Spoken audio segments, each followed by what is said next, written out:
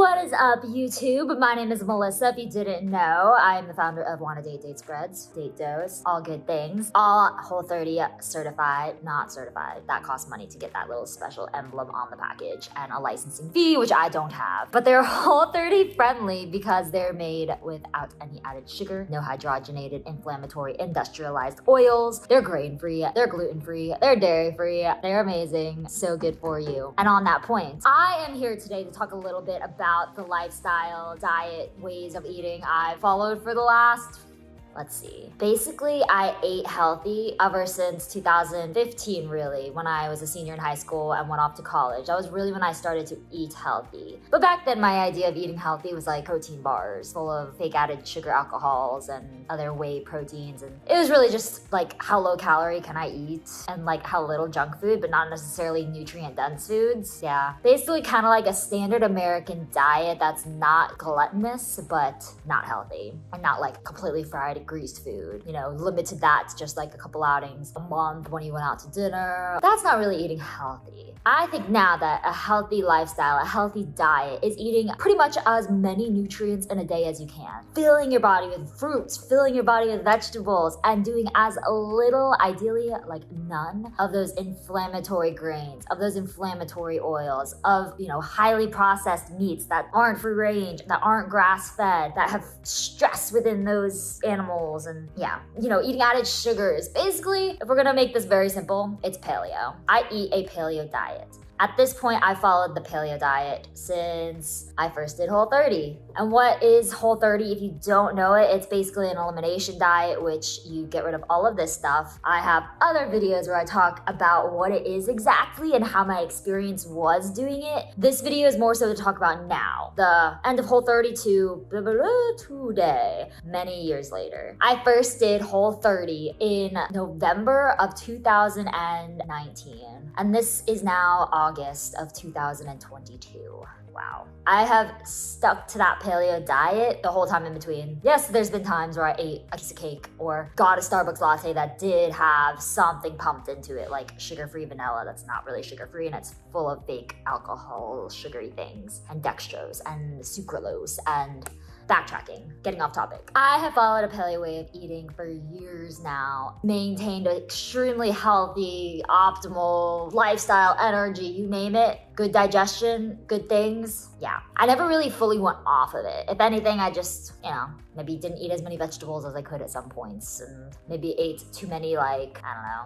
I really stuck very well to it. I just like to eat healthy and it became such a habit. It was working so great for me. It was like, if something's working, why change it? We don't change what's not broken. So I've eaten this way for years now. Along the way, I had my date spread company that I started. Date spreads just made with water, dates blended up, period, and then natural added cinnamon or added pumpkin spice or added natural vanilla, cocoa flavor that's got no added sugar. They're also clean and Whole30 friendly. Makes my way of eating very simple when I own this company, I must say. I satisfy all my sweet cravings with date spreads, and then mid-pandemic, had the idea to do date doughs, which are basically a Whole30 friendly, paleo friendly, grain-free date dough, date ball, whatever you want to call it, baking mix. So you just add water to it. It's a blend of almond flour, coconut flour, ground dates, and then a different flavor. So there's snickerdoodle with cinnamon, there's birthday cake with ground vanilla bean, and there's a chocolate brownie with cocoa powder. So good. You literally just add water to it or add a nut milk to it or add a nut butter to it. And you blend it up and you get these date dough balls. And I've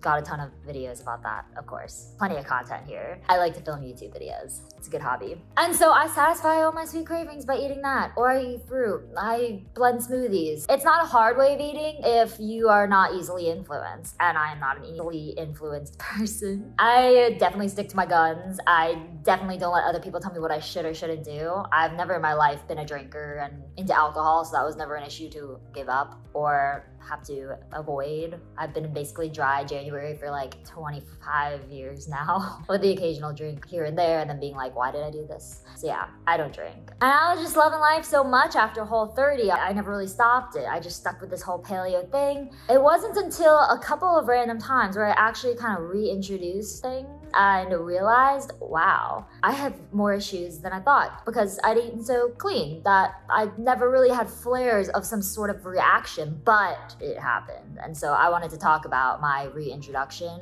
that wasn't so clean and official and straightforward, but as a very self-aware human being who really knows and eats the same things and what is going into my body, it's not hard for me to be like, what is the one difference, the one thing that I changed here that I should not have, that is making me not feel well? A couple of weeks ago, it was Greek yogurt. I am staying in this house with a bunch of friends and they were all eating Greek yogurt. And I was like, wow, what a convenient, healthy snack idea. I used to like Greek yogurt a lot. Maybe I should get back into it. Like high protein, not high calorie, supposedly, good for you. You have fruit. I used to like it. You could put date spread on it if you do like it and it sets well with you. You should put date spread on Greek yogurt. It's amazing. And so I had about a week where I was doing that every day. Like, you know how we go through phases with food where you kind of find something, you love it, you can kind of eat it a lot for a hot sec. That was me with Greek yogurt a couple weeks ago. I was eating Greek yogurt with like blueberries and vanilla date spread pretty much every single day. So good, I must say. I enjoyed every second of it until I got very congested. Like, it's midsummer, but my nose was just running like a faucet. Like, I wasn't sniffly, like congested. It was literally just like pouring,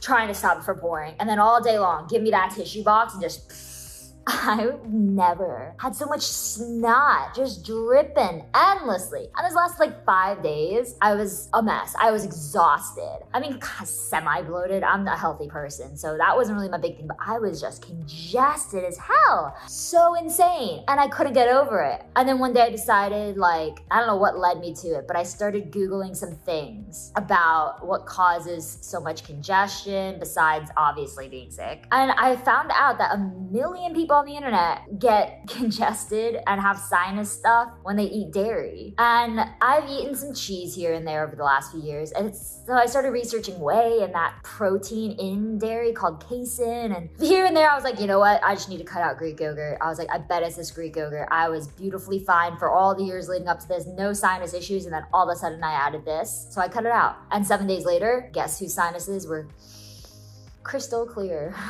Your girl here. So apparently I'm allergic to extensive dairy, which isn't, a surprise, I guess. I went years without having it. I know I could tolerate like a little bit of goat cheese, like just a little bit here and there. But yeah, Greek yogurt does it. Straight up gonna consider myself allergic. My sinuses will go dismal wreck, as well as my energy and the head. And yeah, so I found out that through my very delayed reintroduction of Whole30, that Greek yogurt and some form of whey and some form of casein, definitely whey too, because I do know that I've randomly had some like whey protein bars here and there, so sporadically though, to the point where it wouldn't really mess with me, but it definitely like, oh my God, that was it. I had Halo Top once or twice in the last couple of years and it made me bloated, gassy, disgusting, starving hours later. Just didn't work out. So dairy, it's whey. I definitely say don't rush your reintroduction. Like if you're happy and healthy, there's no point in potentially wrecking everything you just achieved and kind of like overdoing your reintroduction and feeling like you're back at square one. Maybe just do it when you feel like it. That one time you finally feel like trying Greek yogurt, if it's 2 years later, then you could do it. The other thing I tried and did not sit well with is that my body definitely feels different and my energy feels different.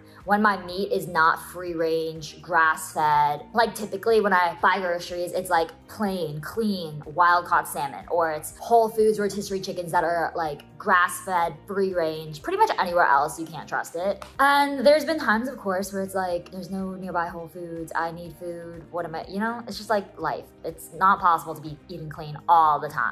So yes, it has happened over the years, and yes, I totally feel different after, especially like a restaurant where they probably use oils like that. You basically know they use bad oils like canola oil or safflower oil or grapeseed oil. Here's a list of oils. You can Google it too. It's all on Whole30's website. These are not oils you want to eat. The good oils that you do want to eat are coconut oil, avocado oil, olive oil. Simple, real sounding, not created in like labs that combust at certain temperatures and then go on your food and then combust in your body and ultimately alter your DNA and ultimately cause inflammation and ultimately make you susceptible to things like cancer and all these problems. So if you want to be happy and healthy, I definitely recommend trying Whole30. Definitely recommend going paleo, avoiding added sugars, avoiding those oils. It will make your life, your body, your health so much better. And that's all we have. You can't buy your health. You can't pay to rid your body of inflammation and eat whatever you want. It's just not how it works.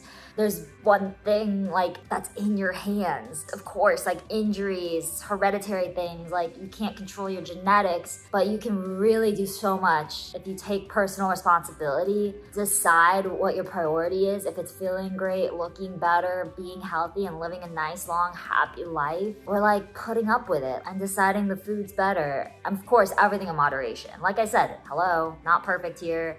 I live in the United States too, and I'm surrounded by all of it all the time. But you find the things you love that are good for you and eat them, stick with them, eat more of them. You want fruit? Go to the store and get all the freaking fruit you want and eat it. It is good for you. It's full of antioxidants. Like, I feel like so many people get so caught up in macros like carbs and fats and calories.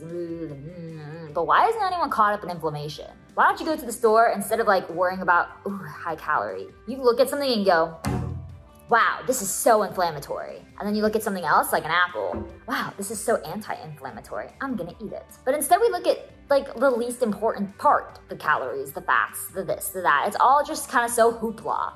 Really, that should be the first thing we worry about, is if something is inflammatory with the ingredient label, if there's something in there you should not be eating, or if it even lacks an ingredient label and is totally clean, anti-inflammatory. Maybe make that your new area of focus as you grocery shop. Seek out the most anti-inflammatory things that you can and try not to worry about too many other factors until you really nail that. Then you can tweak the other things. That's kind of how I did it. It was like, let's go in on Whole30. And from there I learned what's, maybe my body wants to have more balanced meals. Oh, maybe, eating too much meat at one time makes me lethargic, so I don't. Things like that. But definitely seek out the anti-inflammatory stuff, because if anything, if we can all agree on stuff, when you're paleo, keto, vegan, this, that, it's that the most natural you eat in that lifestyle, like eating clean meats only if you're keto, or eating a whole foods diet without any meats, full of fruits and vegetables if you're a vegan. Ultimately, whoever eats in the most anti-inflammatory way in any lifestyle seems to be the most successful, and seems to be the people who convince us to try them. And then when we don't follow it the same way they do, it's just like, why?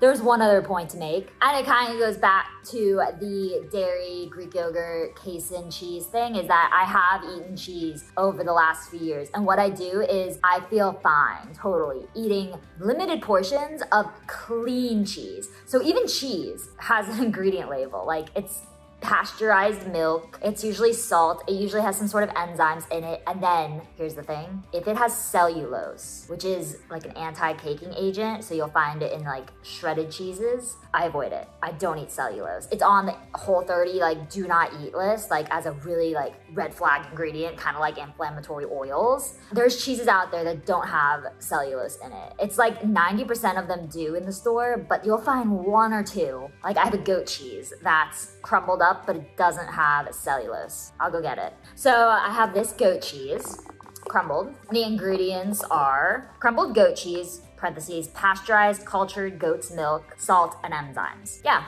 Plus the word goat, like it's very close to being an animal, like paleo. You get what I'm saying? Then I have mozzarella here, and these mozzarella balls have ingredients somewhere. Cultured pasteurized milk, salt, lactic acid, and enzymes. That's it. So mozzarella cheese, goat cheese are go-to, and sometimes I find a feta, I'm not sure how everyone pronounces it here, but that's usually an option in stores that I have found in the past. Doesn't necessarily have cellulose. And then a lot of times I'll eat dairy-free vegan cheeses, of course. I love this brand. It's called Spero. We've done giveaways of them on Instagram with Wanna Date, and it's really great. Highly recommend this brand. It's not actually cheese. Coconut oil, sunflower seeds, water, natural flavors, salt, probiotics. Clean. I also have other brands I love. I'll list some in the caption comment thing down there. But that was really my only problems with Reintroduction. Of course, like 90% of humans, I ate bread once, not once, more than once, made me bloat every time. But that's like a no-brainer. I mean, who eats bread and feels healthier necessarily? Of course, the limited quantities. Eating too much bread is really the big problem. So, I mean, hey, if we're at the best avocado toast in New York City, you know I'm gonna get it. If we're at a really an amazing Italian restaurant that makes homemade sauces and pasta, I don't really like pasta that much, but pizza, I'm gonna get that like homemade mozzarella cheese, homemade sauce, basil sprinkled kind of pizza. But I'm not gonna go buy like a DiGiorno at the grocery store. It's stuff like that. And then I'll still make acai bowls or smoothie bowls instead of going to buy that halo top. Like, it's just putting in that little extra effort or doing the little extra research to figure out what works for you. But I feel like across the board, everyone should avoid those inflammatory oils. Everyone should find the extent of how much of a food they can eat. Like I said, it's not that you don't digest meat well. It's like maybe you don't digest anything over like 4 to 6 ounces of meat at a time well. It does not have to be an all or nothing thing, this whole eating healthy stuff. It could be all or nothing most of the time, but 80-20 overall so that you get to live and be a normal human. If you have any questions, let me know, but totally check out my other Whole30 videos, better understand what it might be like if you've never heard of it, and I highly suggest you try it. It involves a lot of research up front, so before you just start asking me anything you can think to ask me in the comments, head to the Whole30 website, Google it, there's forums about it. I was able to teach and educate myself on all of this beforehand back in 2019, and here I am today making multiple videos about it. So don't ever limit yourself to what you can achieve, the way you could turn your life around. I mean, you're talking to a girl who quite literally never even ate a banana until she was 16. And I kind of forced myself to try it because I was like, I'm gonna eat healthy. I was like, I hate being that kid at the friend's house who doesn't eat any of their food. That was where I started my entire childhood. I was pretty much useless going to dinner at a friend's house unless they were ordering pizza. I was the pickiest kid and I was totally embarrassed about it, hated it about myself, kind of blamed my parents for it in some ways. I was like, why didn't you just force us to eat these vegetables as we were kids? But I love my parents. And I got myself to like vegetables. And I actually love vegetables now. Clearly, I have a dates bread company, even though date's a fruit. I never ate a date until I was in college and I started a company about it. So you wanna get passionate about eating healthy, just start trying things. Taste the rainbow, not Skittles though. And you never know where you could end up years from now. The kind of life you can live, the kind of energy you can have, the way you can turn your health around. All right, I hope this video helped someone out there. If so, please let me know and have a great day. Like this video, subscribe to my channel, and I'll see you in the next one. I thought of one other thing to tell you guys. As soon as I had that whole debacle figured out with the Greek yogurt, your girl switched to coconut. I don't know why I didn't just start with coconut yogurt. I was just under the influence of this whole Greek yogurt trend with my friends, but coconut yogurt's a thing. Like I said, there's an option for everyone out there trying to eliminate something. It's 2020, like dates bread exists. So if you're trying to avoid those added sugars in your diet, don't tell me you have a sweet tooth and you can't beat it, because you could beat it with dates bread. And that rhymes. And I will end the video here now. Bye!